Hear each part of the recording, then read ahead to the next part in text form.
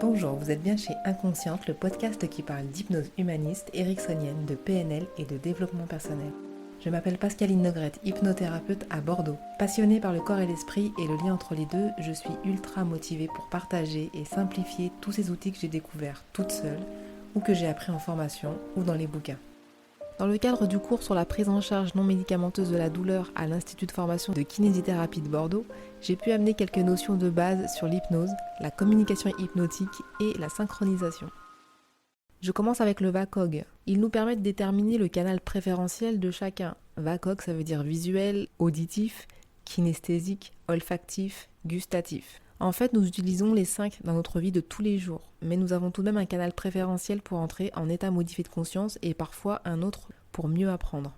J'ai cru pendant des années que je n'étais que kinesthésique. En plus, en tant que kiné, je n'ai pas cherché plus loin, alors qu'en fait, je suis également très auditive, surtout pour l'entrée en état d'hypnose. Les mouvements oculaires. Ils nous permettent de déterminer aussi le VAK. Vous avez posé des questions très vagues à votre binôme, ces dernières vacances par exemple, puis vous avez observé le mouvement de ses yeux, au moment où il cherchait dans sa mémoire le souvenir en question. Peut-être un accès visuel, la mer, le ciel bleu, le sable, ou auditif, le bruit des vagues, des oiseaux, la musique en boîte de nuit, ou plutôt le kinesthésique. L'un de vous avait fait du surf et il a facilement accédé à son souvenir grâce aux sensations de l'eau, au déséquilibre, à la sensation de glisse, même à la chair de poule quand on a froid. En résumé, en regardant vers le haut, la personne visualise, sur les côtés en direction des oreilles, elle entend, et vers le bas, elle ressent ou met en route un petit dialogue intérieur. Vous avez testé aussi en posant des questions orientées à votre binôme de type visuel. Imagine une pomme violette ou blanche. De quelle couleur sont les yeux de ton meilleur ami?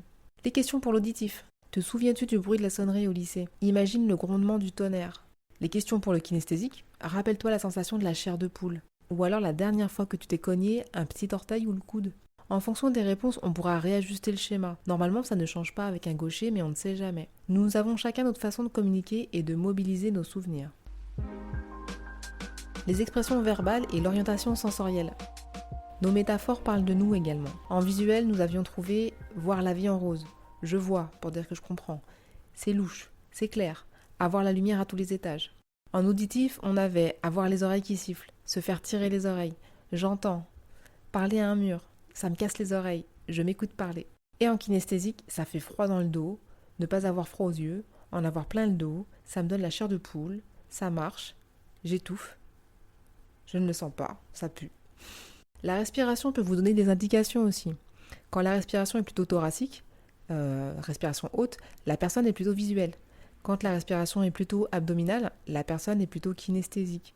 Et entre les deux, quand c'est harmonieux, elle est plutôt auditive.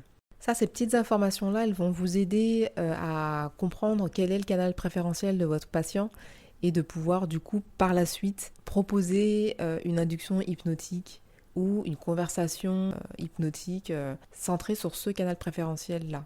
Même si on peut tout mélanger, on peut tout rajouter, on peut surcharger un peu le conscient. Mais en tout cas, ça va vous aider à aller vers ce qui lui parle le plus, inconsciemment. Alors choisir ces mots. Pour les soignants, c'est évident qu'il faut adopter un langage positif et rassurant, même quand la situation n'est pas rassurante. On utilise donc la négation comme dans la phrase précédente, même quand la situation n'est pas rassurante. Vous voyez, j'ai utilisé quand même un mot, rassurante, et j'ai mis la négation. Cela vous oblige à faire une petite gymnastique mentale au départ afin de ne sortir de votre bouche que des mots positifs. Comme l'inconscient ne capte pas la grammaire et donc il ne capte pas la négation, vous pouvez largement user du ne pas et ne plus. Exemple du patient qui demande craintif à l'infirmière « Est-ce que ça va faire mal ?» Réponse de celle-ci « Bien sûr que ça va faire mal, qu'est-ce que vous croyez ?» Réponse de moi la kiné « C'est un soin qui n'est pas agréable en général, mais certains disent que c'est vraiment pas sympa, d'autres que c'est acceptable. Ça dépend des gens. En tout cas, nous allons tout faire pour que vous soyez confortable. » Et alors, qu'est-ce que vous me racontiez déjà, au fait vous travaillez vous aussi à la poste ? L'objectif n'est pas de mentir. Ici, j'ai dit la vérité, sans rajouter la composante émotionnelle dramatique. C'est comme pour mon test Covid que j'ai passé au moment de CTP. Je ne l'avais jamais vécu, je ne peux donc pas en parler objectivement. Une fois le test fait, j'ai le vécu, mais il reste subjectif, il m'appartient. J'ai entendu beaucoup de gens dire que c'était douloureux, d'autres que ça chatouillait, c'est bien subjectif. L'objectivité, comme la normalité des perceptions sensorielles, n'existe pas. Si vous avez de la difficulté à choisir vos mots avec les patients, imaginez qu'il s'agit d'un de vos proches. Traitez les personnes âgées comme vos grands-parents et les enfants comme si c'était les vôtres. C'est un peu comme quand on apprend à conduire. On commence par faire beaucoup de choses consciemment. Les rétroviseurs, le volant, les angles morts, les pédales, le pommeau, c'est hyper fatigant. Et puis au fur et à mesure, tout se passe en mode automatique. Et heureusement, j'ai envie de vous dire, c'est beaucoup moins fatigant.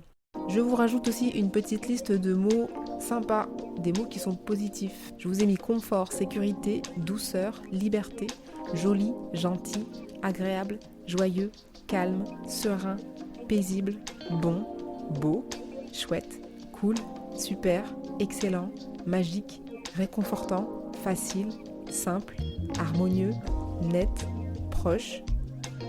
Solution, idée, guérison, soin, soulager, aider, garder, accueillir. Et aussi bercer, jouer, gigoter, bouger, sauter, danser, rire, plaisanter, chatouiller, se reposer, dormir, rêver, prendre plaisir, imaginer, goûter, sentir.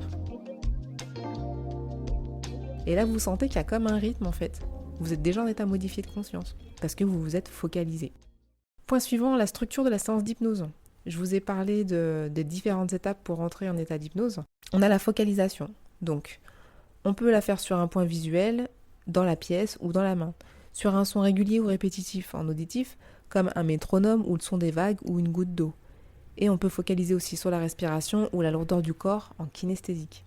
Ensuite, l'absorption.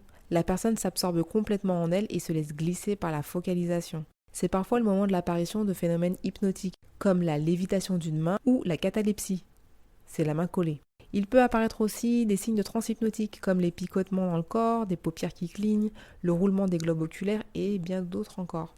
On a aussi la dissociation, en utilisant un vocabulaire la favorisant, comme le bras bouge, le visage rougit, et tu t'envoles loin. L'idée est de prendre de la distance avec la perception kinesthésique. La ratification, il s'agit de commenter à la personne tout ce que vous observez afin d'amplifier le phénomène de dissociation. Et tu peux remarquer que la vue devient floue, le corps se détend, les paupières clignent, le doigt se soulève. Et aussi les fusibles pour rassurer l'inconscient et aussi le conscient que tout va bien se passer. Et à tout moment, vous pouvez sortir de cet état d'hypnose si vous ne vous sentez plus confortable. Mon silence vous permettra de prendre le temps nécessaire à mettre en place les nouvelles informations dont vous avez besoin. Si je me trompe de mots, vous comprendrez le sens de ma phrase et vous prendrez pour vous uniquement ce qui est bon pour vous. Pour finir, nous avons comparé le canal sensoriel trouvé en début de TP et l'induction la plus profonde pour vous. Parce que oui, ce que je dis pas, c'est qu'on a testé les 3 types de canal sensoriel, le visuel, l'auditif, le kinesthésique. Et puis ensuite, on a fait un comparatif entre ce que vous avez retrouvé avec les globes oculaires et puis l'induction sensorielle que vous avez préférée. Si vous le souhaitez, écrivez-moi un petit message pour que je développe l'un de ces thèmes dans un autre épisode du podcast Inconsciente. Retrouvez-moi pour l'épisode suivant. En attendant, vous pouvez aller du côté de YouTube sur la chaîne Pascaline Hypnose Bordeaux, sur Facebook Pascaline Hypnose tout attaché et sur le site ou le blog, je vous mets le lien pas loin. Si vous aimez, partagez, commentez, likez. Surtout sur Apple Podcast afin de permettre à Inconsciente d'être écoutée par un maximum de personnes. À bientôt!